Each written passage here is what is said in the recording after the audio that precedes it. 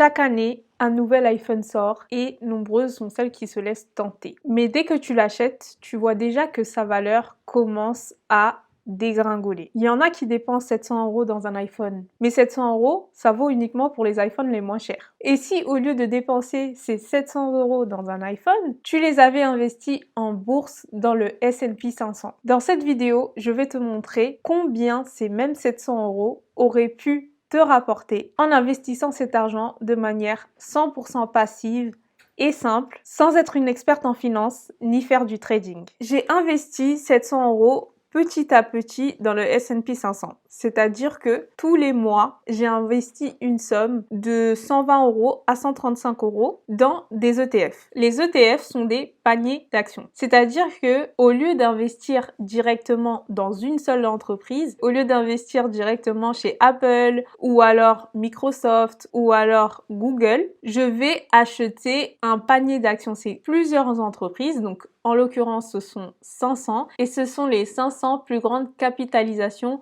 américaines. Cette stratégie s'appelle la stratégie ETF. La stratégie pour investir directement dans une entreprise, ça s'appelle du stock picking. Donc moi là, j'ai investi dans les ETF. Il faut savoir que lorsqu'on investit via l'Europe vers les États-Unis, on n'investit pas directement dans le S&P 500, on investit via un indice qui replique le cours du S&P 500. Donc c'est un ETF qui est émis par une banque française et qui réplique le S&P 500. J'ai investi ces 769 € exactement via un PEA, donc c'est un plan d'épargne action, via ma banque principale qui est Boursobank, l'ex-Boursorama. Il faut savoir que cet ETF est un ETF capitalisant, c'est-à-dire qu'il va distribuer automatiquement les dividendes dans l'ETF. Il va pas me distribuer directement l'argent. En fait, l'argent va être directement réinvesti. Ça va faire boule de neige. Les dividendes vont aussi, eux, générer des intérêts composés et l'argent va se fructifier au fur et à mesure. Maintenant, on va faire un tour sur mon PEA et on va regarder exactement combien m'a généré 769 €. Donc là,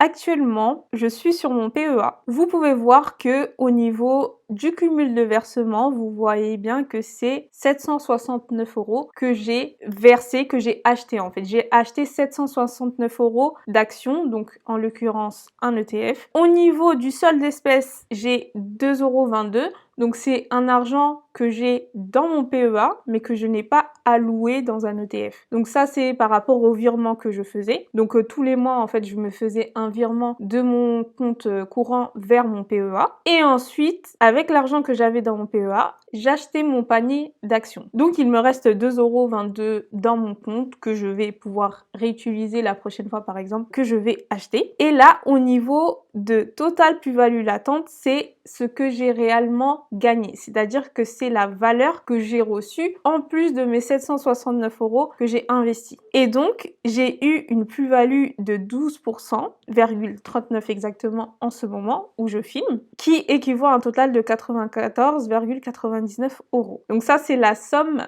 que j'ai gagné. Donc presque 100 € sur 769 € que j'ai investi. Il faut savoir que là, c'est des petites sommes, mais sur des plus grosses sommes, c'est très bien d'avoir 12% sur ce que tu as investi, sachant que tous les jours, ça fluctue, donc ça peut baisser, ça peut monter, mais en général, les S&P 500 tournent autour de ces valeurs-là, 10, 12%, 13%. Donc l'ETF exactement dans lequel j'ai investi, c'est le BNP Paribas Easy S&P 500, etc. Cet argent, je l'ai uniquement investi il y a 8 mois. C'est-à-dire que en mai, j'ai commencé à mettre entre 120 et 135 € en fonction du prix de l'action, enfin du prix de l'ETF. Ça fait seulement 8 mois. Mais cet argent-là, il va générer des dividendes et des intérêts, et ces intérêts-là vont eux-mêmes générer des intérêts. Là, on va faire le calcul, on va voir avec exactement les 12%, combien d'argent en fait j'aurai dans 10 ans et 30 ans. Uniquement avec les 769 €, pour l'instant, on va regarder qu'est-ce que ça va donner. Donc là, je vais utiliser le calculateur d'intérêt composé de Finari. Donc le capital initial est de 769 €. L'épargne mensuelle, pour l'instant, c'est 0, parce que là, on fait